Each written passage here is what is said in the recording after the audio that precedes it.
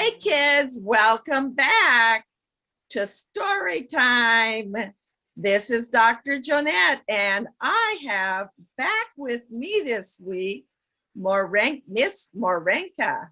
Welcome, Miss Morenike. We loved your first story last week and are so excited that you're coming back to share another story with us about Nigeria and what it was like growing up there. Thank you for coming on the show. Thank you very much. I'm excited to read to you Betrayal. The next chapter in the book is called Betrayal. Ronke was in the sitting room playing with her baby brother.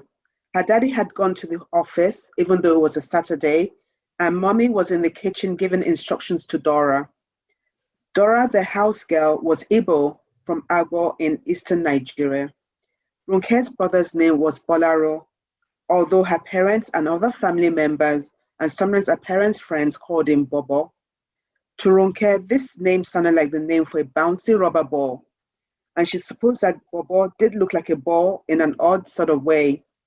However, her mother assured her that Bobo was simply a nickname for a little boy.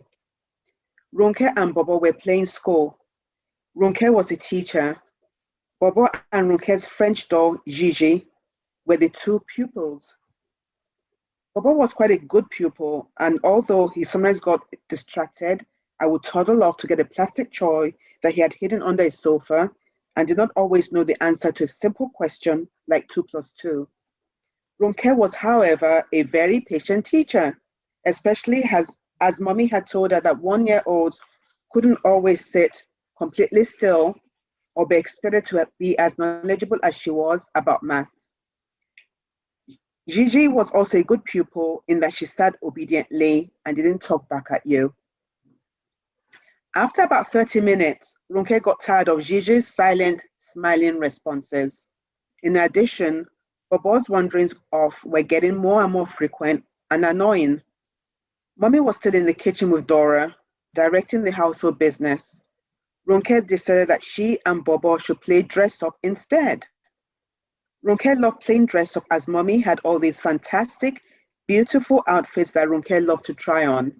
She told Bobo to come upstairs with her to their parents' bedroom. He immediately dropped his toy on the floor, waved his chubby arms in the air in delight, and then toddled after her up the stairs.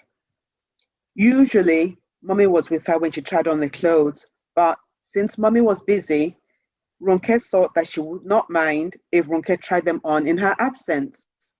She picked out one dress that she liked the best, an enchanting Adira dress that mommy had made herself on her Singer sewing machine, an indigo blue with a pattern of white moons, large and tiny. Actually, the dress was a top, but on Ronke it became a long flowing dress with long, elegant sleeves. She loved it because it made her look like a queen. She asked Bobo if he liked her dress. Bobo, chuckling, said, yes. Ronke decided that she would also use a little of mommy's favorite Joy perfume, which also happened to be Ronke's favorite. She reached for it on mommy's dressing table. As she struggled to open the top, the bottle slipped from her hands, fell on the floor, and broke into several small pieces, the perfume forming a winding river and several tributaries on the floor. The lavish aroma of joy, I'll show you a picture. Turn the page. Uh-oh, that doesn't sound like a good thing. Aww. So the lavish aroma of joy, pervasive and determined, immediately filled the bedroom, enveloping Ronke and Bolaro, wafting up to the ceiling, behind and under the bed, inside mommy's wardrobe, and into the corners of the room. Ronke was stunned. She knew that mommy was going to be displeased with her. She suddenly remembered that mommy had warned her not to touch her things without asking, especially the things that were on her dressing table. She didn't want mommy to be upset with her. She hurriedly stopped Bolaro from trying to pick up the broken pieces and asked, Bobo, will you tell mommy that you broke a bottle of perfume? Yes, tell mommy, Bolaro said obligingly. Oh.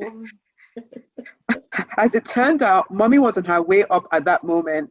When Mommy came into the bedroom and, assaulted by the smell, saw the perfume bottle lying shattered on the floor, she cried out, "What happened, Ronke? What happened?" Her mother repeated, rather unnecessarily, thought Ronke. "Who broke my perfume?" Me, said Bolaro and ran to hug Mommy. Mommy spanked Bolaro on the bottom. Even though Bolaro had a thick nappy on, making his bottom well padded, he let out a loud wail, a look of hurt surprise on his face. Mommy said, "You're a very naughty boy. That was my favorite perfume and now you have broken it." Ronke did not say a word. She was just as baffled as her brother that Mommy had spanked Bobo. She had thought that Mommy would not be upset with Bobo since Mommy had told her many times in the past that Bobo was only a baby.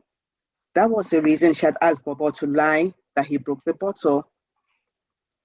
Ronke was stricken with guilt for several days afterwards, especially whenever she remembered the bewildered look on Bobo's face when Mommy had spanked him. For a time, Ronke tried to overwhelm Bobo with kindness. She read to him without being asked, showed him how to color in between the lines, and let him play with Timmy, her stuffed dog, as much as he wanted.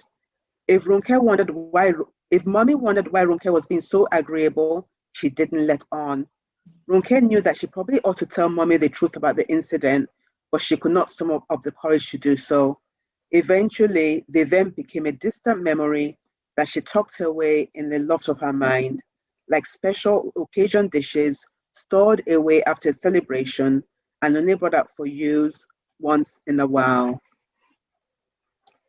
And I have a couple of glossary words that I'll read through quickly for this chapter. That sounds great. Igbo. Remember we said that the housemaid was Igbo. Igbo, one of the three largest ethnic groups in Nigeria, mainly from Southeast Nigeria. And maths means mathematics, or as we call it in the United States, math. But it's called math in England and in Nigeria. And then finally, Adire, the cloth that Mommy was making, that the dress that she was making that Ronke tore in the fit was made with indigo dye using a form of tie dye. Okay, very cool. All right, is that the terms? Yes, those are the terms. Oh, good. Right. Good. Thank you for sharing those. Would you That like? was a great story. What a great lesson. I bet the boys and girls have a thought as to what the lesson might be, but would you also share what the lesson is? So I think the lesson here is that, first of all, please try and do what your mommy and daddy tell you to do and try not to do the things that they tell you not to do. Thank you for sharing. Thank you. Boys and girls, thank you for joining us today on HartsLight Kids, and we'll see you next week. Have a wonderful week. Bye.